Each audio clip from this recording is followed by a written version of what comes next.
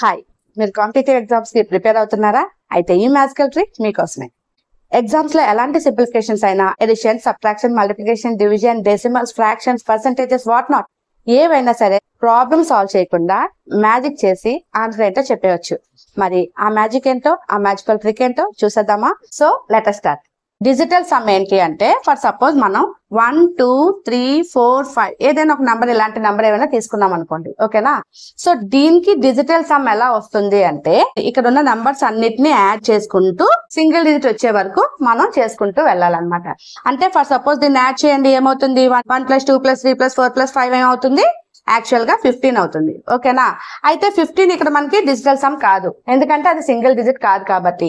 అప్పుడు మళ్ళీ 1 + 5 చేస్తే మనకు వచ్చే ఆన్సర్ ఏంటి? 6. సో ఫైనల్ గా మనకు వచ్చిన సింగిల్ డిజిట్ ఏదైతే ఉందో దాన్నే మనం డిజిటల్ సమ్ అని చెప్తాం అనమాట, ఓకేనా?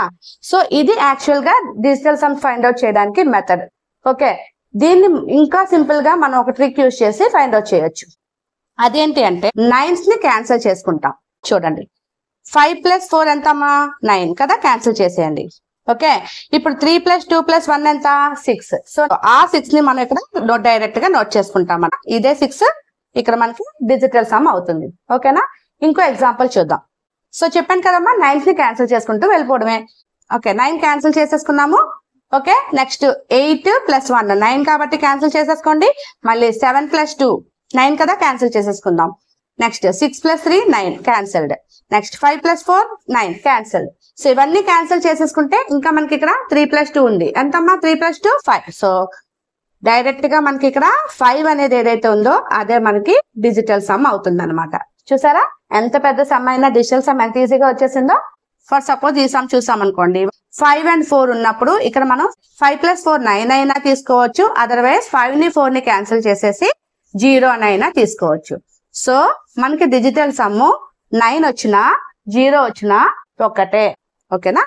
సో డిజిటల్ సమ్ ని యూజ్ చేసి ప్రాబ్లమ్ సాల్వ్ చేసే ముందు మనం డిజిటల్ సమ్ గురించి 4 కేసెస్ డిస్కస్ చేసుకోవాలి, ఓకేనా? అందులో ఫస్ట్ కేసు ఏంటంటే ప్రొడక్ట్ ఆఫ్ 9. ఓకే, సో మీరు గమనిస్తే ఇక్కడ డిజిటల్ సమ్ ఏమొచ్చిందమ్మా? 8 + 1 9. ఇక్కడ డిజిటల్ సమ్ ఏంటమ్మా? 7 + 2 9.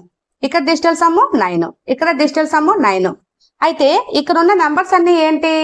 9 టేబుల్లో వచ్చిన నంబర్స్, ఓకేనా? Product of 9s or 9 multiples. Okay, అంటే 9 2s are 18, 9 3s are 27, 9 4s are 36. So 9 multiples ఏ వచ్చినా కూడా దాని డిజిటల్ సమ్ 9 వస్తుంది, ఓకేనా?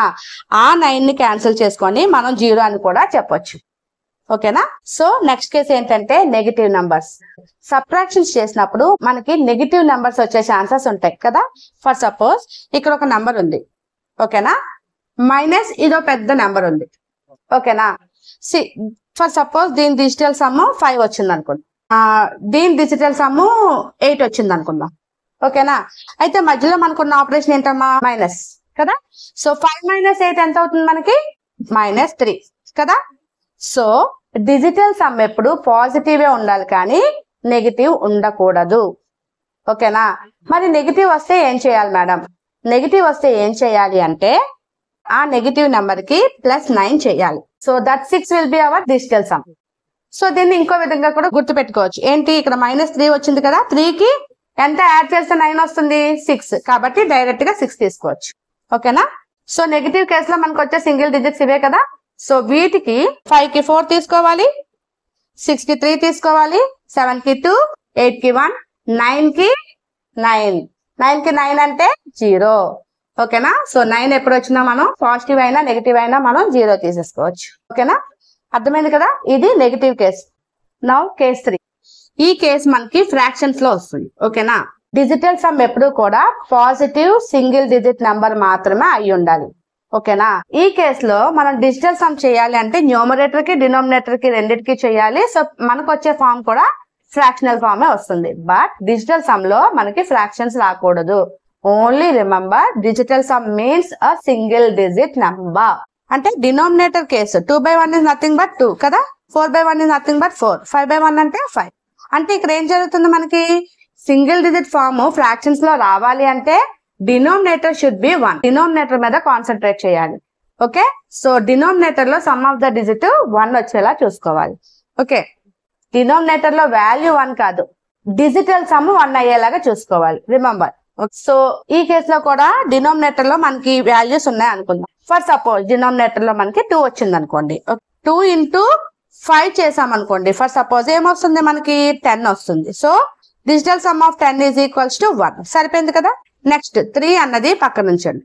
ఈ డినామినేటర్ లో 4 ఉంటే 4 into 7 తీసుకున్నాం అనుకోండి. 4 into 7 ఏమవుతుంది? 4 7s are 28 కదా. సో 28 వస్తుంది. 28 కి మనం డిజిటల్ సమ్ ఫైండ్ అవుట్ చేసాం అనుకోండి. దీని digital sum which is equals to 1. So 5 కి ఏమవుతుంది? డినామినేటర్ 5 ఉంటే ఇప్పుడే చెప్పుకున్నాం 2 into 5 అన్నా 5 into 2 అన్నా సేమ్ 10. కాబట్టి 5 కూడా మనం ఏం చేయాలి? into 2 చేయాలి. Now coming to 7. 4 into 7 28 అంటే obviously 7 into 4 also 28. Coming to 8. 8 అన్నప్పుడు 8 లో కూడా 8 వచ్చినప్పుడు 8 into 8 ఎంతమ్మా? 8 8s are 64. సో 64 సమ్ ఏమవుతుంది? ఇక్కడ కూడా మనకి డిజిటల్ సమ్ 1 అన్నమాట. సో ఫైనల్ గా మీరు ఏం గుర్తుపెట్టుకోవాలమ్మా? 2 డినామినేటర్ లో ఉంటే 5 తో మల్టిప్లై చేయాలి. అదే విధంగా 5 డినామినేటర్ లో ఉంటే 2 తో మల్టిప్లై చేయాలి.